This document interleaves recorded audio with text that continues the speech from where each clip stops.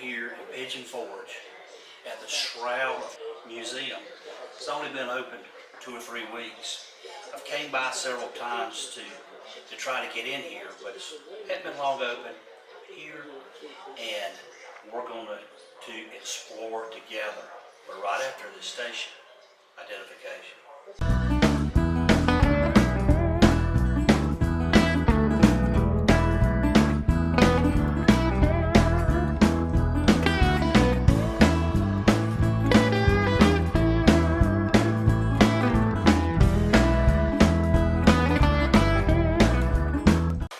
This is a replica of a flogging post. They would tie you up, put your hands over your head, and literally beat you half to death. And that was one of the things that they wanted to do before crucifixion. They wanted to get you almost dead. So when you went to the cross, you wouldn't last very long. His body was taken down from the cross and wrapped in a shroud. 6 wounds to the head, in the front of the head. The blood is actually the white area, it's mingled into the hair. Also, on the back of the head and the top of the head. That's the reason they know that there was a capricorn as opposed to what we're familiar with seeing in the artist work. You'll notice also that there's a contusion to the jaw, one across the nose. This nose area is really bloody. The mustache, the mouth area, and the beard is extremely bloody. There's 120 scourge marks down the full length of the body.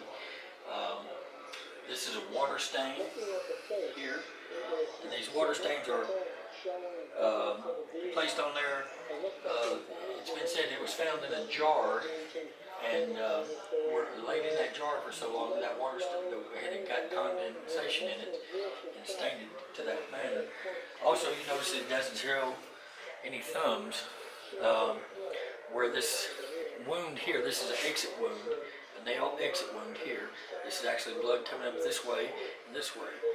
When they put the nail in there, they went into the fatty part of the hand, went at an angle, and come between the carpal bones as well as the wrist bone.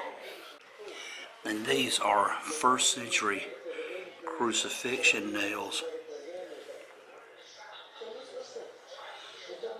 They were found in 2001 in Italy. And here's a hand, and if you look right here in the wrist, that's where the nails would have been driven in Jesus' wrist. They also, you can actually see the carpal bones in this hand here, and you can see the bottom teeth right here. It's actually an X-ray. The shroud is actually an X-ray. Wow. This is blood that circulates to the small of the back, the buttocks area, the hamstring, and the calf muscle. Notice how large his calf muscle is. I mean, he did some walking. He did a lot of walking. He certainly did. Yeah. So this is where spear, and they said when they tested the blood it was AB? AB. Not sure whether it was negative or positive, but all the shroud is still red, which is a mystery as to why it's still red. They could tell by the images on the shroud that the crown of thorns was not just a crown that went around the head as we would see in a typical movie or whatever. It was actually a cap of thorns. This whole thing would have covered Jesus' skull. After flogging, the victim would carry his own cross called a bar from the flogging area inside the city to the crucifixion area outside the city walls. In 1968, archaeologists excavated some tombs in the northwest section of Jerusalem, and they found this. This is the heel bone of a man. They actually knew his name. Said he was 24 to 28 years old, and apparently he had been crucified, and there is a nail drove into his heel. And here's a 3rd century Roman spear they found in 1974. near northern Palestine. This is a Roman flagrum replica, one of the many instruments that the torturer used to practice the crucifixion. You can see all the lead in the end of it to give it the weight. Would actually rip the flesh from the bone when it was beat with it. Carefully. And So this is a replica exactly what it looks like. like in 1978 when they were over there doing the studies on it. There's the wound to the side. What you were seeing there in the negative is actually opposite of what you saw. Right. But this is what the actual shroud looks like. And the funny thing was when they first brought it out for examination, all the scientists were around the table just looking at it. And they said, well, we're not going to be here 5 minutes because that blood should be black or brown or something. Right. And not necessarily. They said anybody that dies under an extreme amount of shock, the red blood cells start breaking down and the body puts bilirubin into the... How do they make the replicas? Oh wow. Yeah. As you can see right here, this is the face, this is the front, and there is the back of the head right there in the back, so it's actually folded.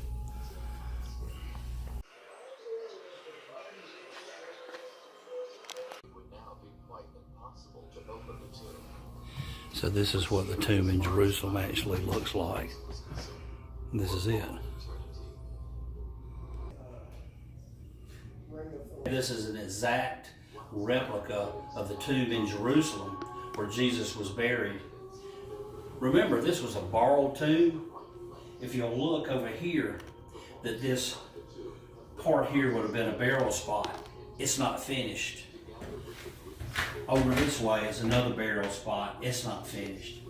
And in fact, this burial spot here where Jesus would have been buried, it had to be made bigger in order to accommodate his body because he was like 5'10". Was there in his shop, and his friend was just taken by that image. And I said, what are you doing with this? He said, well, a friend of mine's put a museum in Pigeon Forge. He said, you mind if I take a picture of it? And he said, no, go ahead. So he takes a picture of it. And he takes it home. The same gentleman that had taken the picture, his daughter was in a horrific car crash at 16 years old.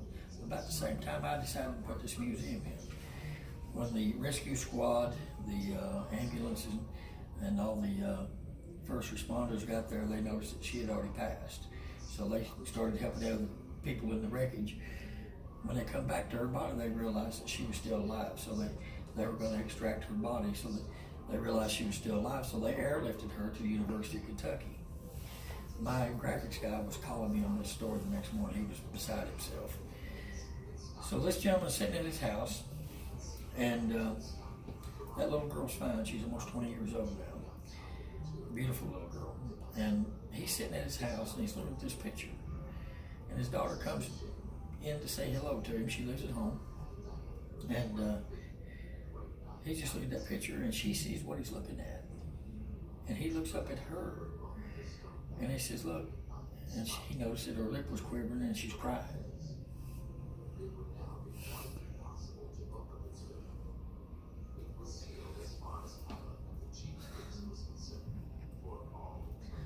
So anyway, he said, baby, what's the matter? And she said, it's that picture. He said, well, you know who that is? She said, yeah, Daddy. She said, that's Jesus. She said, I've been looking for that picture for 3 years. She said, that was the man that was holding me in his lap and holding me next to his chest on my way to the University of Kentucky in the helicopter. She said, I've looked at picture after picture for 3 years and couldn't find it. She said, that's it. So we're actually putting her story right here. The wreckage, a picture of her, and it's amazing. It's amazing. So I want to thank you for joining me as we explore the Shroud of Turin. We are here at an exact replica of the tomb that Jesus Christ was buried in. I would say this is the end, but not really. It's the beginning. Thank you for joining me, and for now, y'all have a good day.